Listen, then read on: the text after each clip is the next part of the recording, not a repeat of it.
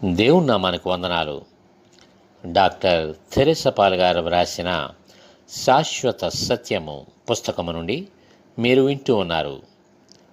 ప్రభురాత్రి భోజనము. యేసు తన 12 మంది శిష్యులతో ప్రభురాత్రి భోజనము కొరకు మేడగదిలో కూడుకొనెను.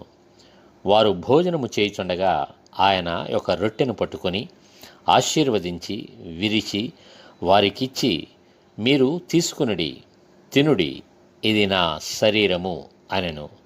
తరువాత ఆయన గిన్నె పట్టుకుని కృతజ్ఞతాస్తుతులు చెల్లించి దాని వారికిచ్చి, మీరందరూ దీనిలోనిది త్రాగుడని చెప్పెను.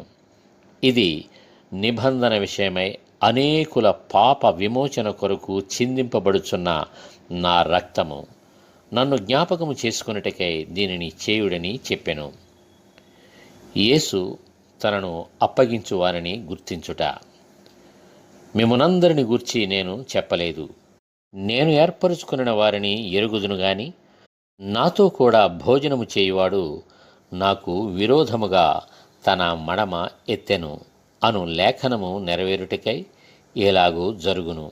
నేనెవని పంపుదునో వాని చేర్చుకునివాడు నన్ను చేర్చుకునివాడగును, నన్ను చేర్చుకునివాడు నన్ను పంపిన వారిని చేర్చుకునివాడగునని మీతో నిశ్చయముగా చెప్పుచున్నానని వారితో అనెను.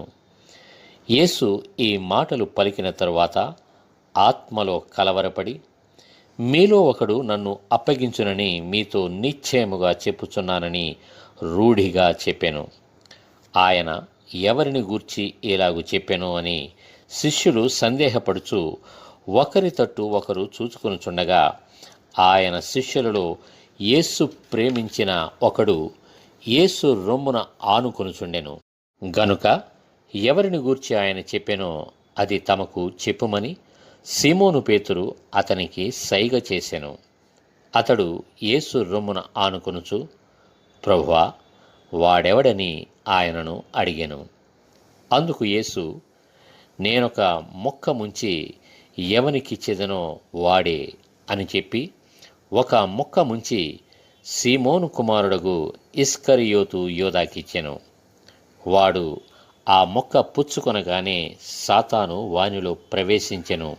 యేసు, నీవు చేయుచున్నది త్వరగా చేయమని వానితో చెప్పగా, ఆయన ఎందు నిమిత్తము అతనితో అలాగు చెప్పెనో ఇది భోజనమునకు కూర్చుండిన వారిలో ఎవనికిని తెలియలేదు. డబ్బు సంచి యోదా యొద్ద ఉండెను గనక పండుగకు తమకు కావలసిన వాటిని